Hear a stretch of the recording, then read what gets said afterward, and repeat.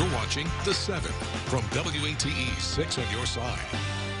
Good evening, I'm Bo Williams, and welcome to The 7. Let's get a look at the big 7 stories right now. And topping the list for us tonight, mask wearing while traveling is now becoming optional after a federal judge struck down a national mask mandate yesterday.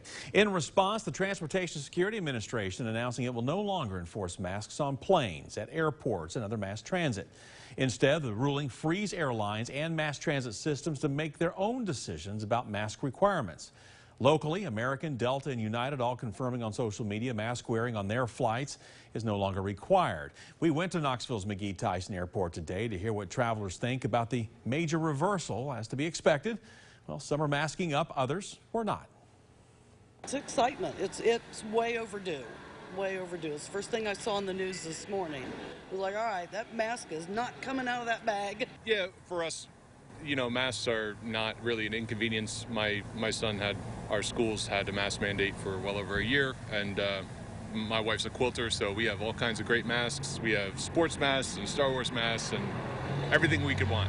If it provides even a little bit extra protection, I'm all for it. A McGee-Tyson spokesperson told us a mask is optional within the terminal, but just double check with your specific airline for any possible in-flight requirements. Also, the CDC still recommends you wear a mask when traveling indoors, but again, now that is all up to you.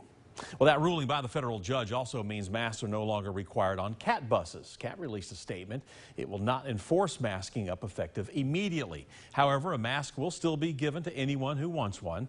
Officials say reaction from CAT bus operators has been mixed, but they continue to keep the peace and avoid conflict as much as possible through the pandemic. Next here on the Big 7, we are now learning the Loudoun County Grand Jury has cleared the officers involved in the shooting of Joshua Wilson at the Malibu Boat facility back on February 24th. The grand jury heard testimony from the TBI agents who investigated the shooting. Joshua Wilson was arrested on multiple assault charges, and his case is still pending. Any further information is being withheld during the pending of Wilson's case. Next on our list, TBI special agents are continuing to investigate the death of a Knox County inmate. TBI tells us Daniel Dixon was found unresponsive in his cell on April 9th. Corrections officers and medical staff were trying to help until paramedics arrived. We're told Dixon was then pronounced dead at the hospital. TBI says his body has been sent off for an autopsy. We'll, of course, let you know what is found. Next up on the Big 7, an update on a burglary we told you about last night. We now know the identities of the 3 men Knoxville police are looking for tonight. The suspects were identified as Billy Atkins, Jacob Atkins, and Austin Smith. All 3 were also involved in the theft of a motorcycle that was recovered by KPD officers on April 13th. Knoxville police have obtained warrants for all 3 men. If you recognize any of the 3, you are asked to leave an anonymous tip with the East Tennessee Valley Crime Stoppers. One way to do this is by calling the number you see right now on your screen, 865-215-7165. And remember, if your tip leads to an arrest, you could be eligible for a cash reward.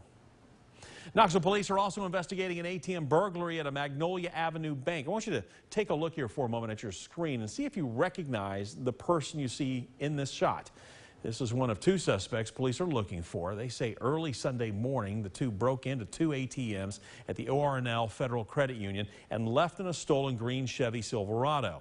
The truck was later found on Martin Luther King Jr. Avenue. If you know anything that can help out investigators here, call East Tennessee Valley Crime Stoppers with any information. Again, we've got that number for you. It's very, very small right there at the bottom of your screen, but we've got it for you up there right now. Next on the Big 7, flags across the state are flying at half-staff today after a Tennessean who was killed in the attack on Pearl Harbor came home today. Claude White of Yorkville was a chief water tender in the U.S. Navy. Yorkville, by the way, just northeast of Memphis in West Tennessee. He was serving on the USS Oklahoma in Pearl Harbor when it was attacked back on December 7th, 1941. His remains are being brought back to Tennessee, where he will be laid to rest. Governor Lee has ordered flags to be flown at half-staff today to honor White's sacrifice. Next here on the 7 today, a scale replica of the Vietnam Veterans Memorial in Washington, D.C. arrived at Lynnhurst Cemetery right here in Knoxville. The wall that heals was escorted to the cemetery by a long line of motorcyclists. Once it is set up, the replica memorial, that is 3/4 the size of the original in Washington, will give people the opportunity to see all of the names it contains with the hope of helping people heal. We spoke with a Vietnam veteran who turned out today. Well, We got such a bad treatment when we came home, but it's just the least I could do to honor my fallen brothers and sisters that fell in this war. They're great heroes. The opening ceremony for the Wall That Heals exhibit is set to happen at 10 Thursday morning. Afterward, it will remain open around the clock through 2 Sunday afternoon. Lynnhurst Cemetery, by the way, is located along Adair Drive. And rounding out the Big 7 for us tonight, the Knox County Health Department says there's been a slight jump in COVID-19 cases in our region, but that's not the only illness you and your family need to look out for. Along with the new subvariant of the COVID-19 virus, the health department says stomach bugs are also common this time of year. With this time of year, with it being time to get together and have barbecues together and stuff like that, we expect to see an increase in gastrointestinal illness, and would just encourage folks to brush up on their food safety. Which includes washing your hands, cooking your food to proper temperatures, and while you're outside at your family barbecue, remember, you need to use that bug spray. There's a variety of different conditions that you can get from mosquito and ticks, both viral and bacterial. If you've had a tick or mosquito bite and experienced fever, are feeling lethargic, or having joint pain, you need to call your physician.